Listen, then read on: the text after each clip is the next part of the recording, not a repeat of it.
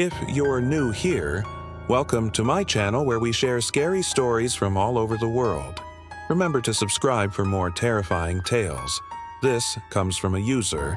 I live in the UK and a colleague at work heard this from her boyfriend. He works with someone who said that his sister, his friend, got the last tube home a couple of weeks ago. Now, the tube is like the subway in New York or the underground in London. It's a mass transit system that runs throughout the city. It gets very busy during rush hour and it's not uncommon to have to stand for parts of your journey. However, after midnight, the trains aren't nearly as packed and you can usually find a seat. Anyway, she got on the train and there were 5 rows of seats completely empty, but the last row had 3 people sitting in it. She explained to her colleague's boyfriend that she was a little shy and didn't want to go and sit next to those 3 people. So she found somewhere else to sit, and after the train had pulled away from the station and was going quite fast, she settled down and looked up to see the woman sitting opposite her staring right at her. She felt a little uncomfortable, but she got out her book and started to read. But every time she looked up, the woman was still staring at her. After a few minutes, the train pulled into the next station and a man got on. He looked up and down the carriage and then took a look at her and the people in the opposite seats and then walked over and sat next to her.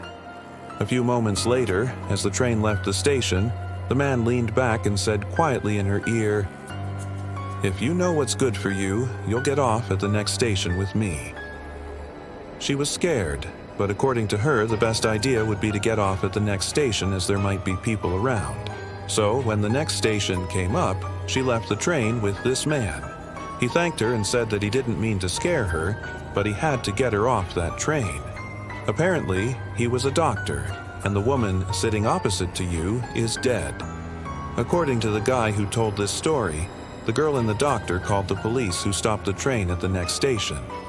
Imagine being on a near-empty train late at night and then seeing someone staring at you. I don't know about you, but I would definitely feel uncomfortable. And I think most people would try to avoid that situation by moving seats or pretending to be asleep until the train reached the next station. But getting off the train with a complete stranger? No, thank you. I'd rather wait until I could get to a safe place on my own. But let's break down some of the things that make this story unsettling. Firstly, the train is almost empty, which should mean that our protagonist has plenty of space to sit and relax. But she feels compelled to avoid the 3 people sitting together at the end of the carriage. Why? Is it possible that these people are up to no good? We don't know, but it's certainly possible. Or perhaps our protagonist has just had some bad experiences with strangers and does not feel comfortable around them. Either way, this creates a sense of unease because we don't know why she is avoiding them. Then, of course, there's the fact that she's being stared at. This is even more unnerving because the train is basically empty. Why would someone stare at her? Is it because they find her attractive? Maybe not, because if you've ever been on public transport, you'll know that people rarely make eye contact with others. Perhaps they just want to intimidate her. If that's the case, why? Whatever the reason, it makes for an uncomfortable situation, and the fact that she can't escape it because the train is going so fast makes it even worse.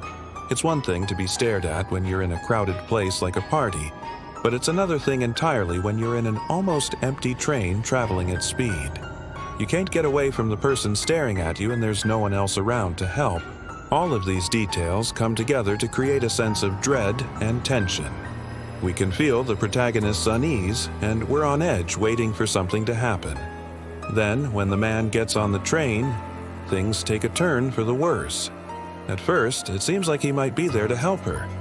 After all, he looks around the carriage before sitting down next to her, but then he starts talking to her and the nice guy act is dropped. The fact that he approaches her and speaks to her without introducing himself or explaining why he's there is another source of tension. We don't know his motives and neither does the protagonist, which makes us all the more nervous. When he tells her to get off the train with him, it's clear that he's threatening her. And the fact that he does this in such a low, menacing voice adds to the creepiness of the situation. It's also worth noting that he specifically tells her to get off the train at the next station, which suggests that he has something planned for when they arrive there. What could it be? Well, whatever it is, We know that it involves the other two people on the train because when the protagonist leaves, he thanks God that she left. At this point, we're really on edge. We know that something bad is going to happen, but we don't know what. Will she be killed? Will she be kidnapped? The suspense is building, and we need answers. When the protagonist calls the police, things finally start to make sense, and the revelation that the other woman is dead is both shocking and disturbing. It's hard to imagine how the protagonist could have known that the woman was dead without cutting her open, so to speak. But luckily, she did, because otherwise she may have ended up dead herself. The fact that the two men were propping the dead woman up makes it clear that they were trying to hide her body. But why? Were they trying to pass her off as alive so that she could get off the train at the next station? It's possible, but it's not clear why they would do that. Maybe they wanted to take her off the train without anyone noticing. Or maybe they were trying to keep her body warm. It's hard to say. Either way, the fact that they were willing to go to such lengths to hide her body shows just how sinister they are, and it makes us wonder how far they would go. So, what exactly happened on that train? We don't know for sure, but it's not hard to imagine that the two men had some sort of nefarious plan involving the dead woman. Maybe they were trying to traffic her body, or maybe they had killed her and were trying to dispose of her. Whatever the case may be, it's clear that they were up to no good, and the fact that they were willing to put the protagonist in danger shows just how heartless they are. Overall, this story is effective because it creates a sense of dread and tension from the very beginning. We can feel the protagonist's unease, and we're on edge waiting for something to happen. The characters are well developed, and we can understand their motivations, which makes the story all the more compelling. The plot is also well paced. The story builds slowly but surely, and the ending is both shocking and satisfying. Have you ever had a strange experience on public transport? Let me know in the comments below. And if you liked this video, check out my other videos for more terrifying tales. Thanks for watching. Bye.